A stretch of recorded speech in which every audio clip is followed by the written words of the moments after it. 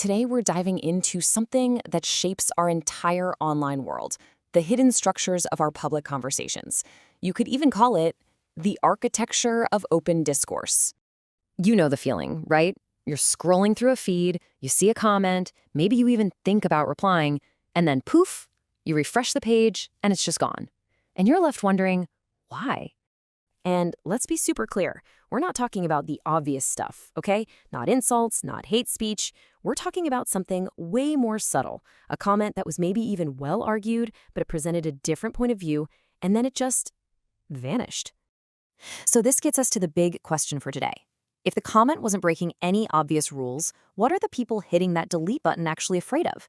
What's the real fear that makes them want to remove it from sight? Well, the first possibility is a really interesting one. It's what you might call the fear of agreement. The worry isn't just that one person disagrees, it's the scary thought that maybe, just maybe, they aren't alone. I mean, could it really be that simple? Is the deep down anxiety that if one person posts a dissenting opinion, a whole bunch of other people who were thinking the same thing might suddenly find their voice? That an idea you thought was unpopular actually isn't? But here's where that whole fear runs smack into a wall. The source material asks a really powerful question. Hang on a minute, isn't this the whole point of democracy?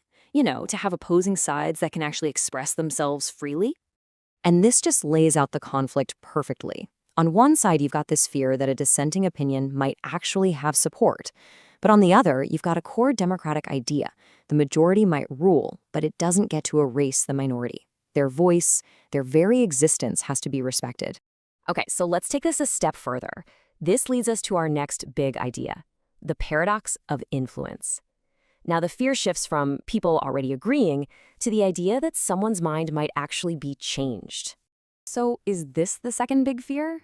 That a really well-written argument could be persuasive? That it might actually influence someone to see things differently? But that begs the question, doesn't it? Is influence really a bad word? The source we're looking at argues that this fear just completely misunderstands how ideas work. Influence isn't a one-way street. The official idea, the one being promoted, is an influence, sure, but so is the counterargument. That's not a threat. That's just how a healthy conversation works. When you boil it all down, influence is just how we learn, how we grow, how society moves forward. It's the engine behind education, culture, you name it. To be scared of influence itself is kind of like being scared of the very thing that makes us human. And this is where the paradox just becomes so obvious. We freak out about the potential influence of a random comment, but our entire culture is built on celebrating influence. We have stars, celebrities, people we literally call influencers. We value the influence of a good teacher, but we fear the influence of a good debate. It's a huge contradiction. All right, so that brings us to the third and maybe the most common argument you hear for taking something down. It's the emotional one. But what if it upsets people?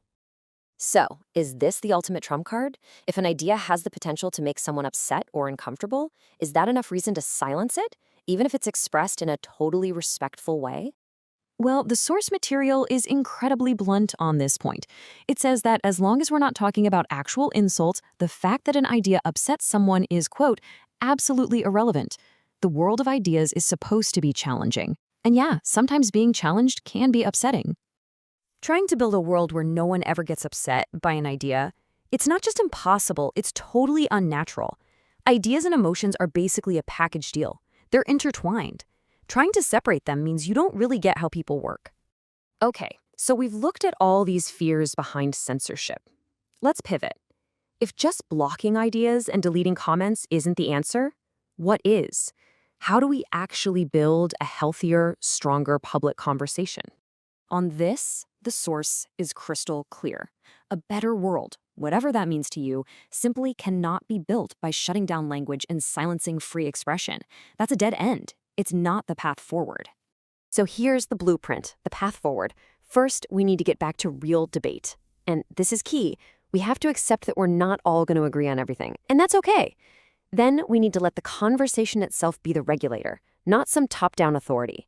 And finally, we have to completely reframe dissent, not as a threat, but as an opportunity for something new. And what kind of opportunities are we talking about? Well, disagreement is where new ideas are born. It forces all of us to think harder, to get smarter. It's the friction that creates the spark for brand new solutions. And really, at the end of the day, learning to live with disagreement is just learning to live with the fact that humans are diverse. And this, right here, this is the core idea. The point isn't to create some perfect friction-free world where we all hold hands and agree. The real goal, the achievable one, is to build a world that's strong enough to use disagreement as fuel, a world that sees it not as a bug, but as a feature. So we'll leave you with this final question. A world with more open debate, more clashing ideas, more challenges, it's probably going to feel a bit messy, maybe even uncomfortable. But what if embracing that very challenge is the only real path to building a world that's truly better?